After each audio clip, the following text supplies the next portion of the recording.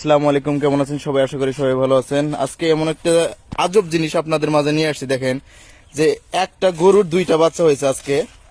আর এই বাচ্চাটা মানে কোন জায়গায় হয়েছে এটা আপনারা অবশ্যই চিনতে পারবেন। এটা হচ্ছে আমাদের রাজীবপুরে গর্ব, যেটা বীর প্রতীক তারাবন বিবির বাসায়। এটা হচ্ছে দেখেন একটা গরুর দুইটা বাচ্চা, এটা কি ভাবা যায়? এই যে মাত্র এই আজকে হয়েছে, এটা নবজাতক একদম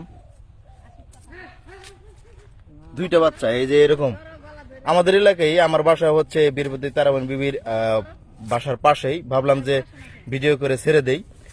অনেক সুন্দর, কিন্তু বাচ্চা দুইটা অনেক সুন্দর হয়েছে। এই একটি দেখার মতো আর কি। আপনারা যারা যারা দেখতে চান আর কি, রাজীবপুরে যারা আছেন আসতে পারেন, দেখেন অনেক সুন্দর এই বাচ্চা দুইটি।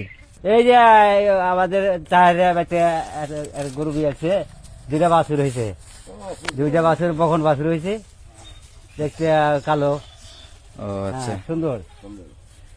এখন এটা দেখতে আসছেন, আশেপাশে কি কোনো জায়গায় কি আরো দুইটা বাচ্চা এমন গাভী কি কখনো দেখছেন? না, এখানে দেয় না, অন্যখানে দেখছি অবশ্য।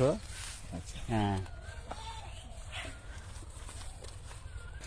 দেখেন যে এটা কিন্তু আসলে রেয়ার, সবসময় এটা হয় না, লাখে বা কোটিতে একটা হয় যে এই মানে এক গাভীর দুইটা বাছুর। আমরা কিন্তু আমাদের এই গ্রাম থেকে কিন্তু অনেকেই দেখতে আসছে, যে চাচারা দেখতে আসছে এখানে।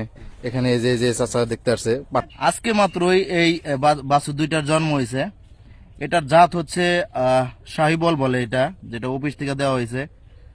আমাদের এটা দেশীয় গরুতে আর কি দেওয়া হয়েছে এটা।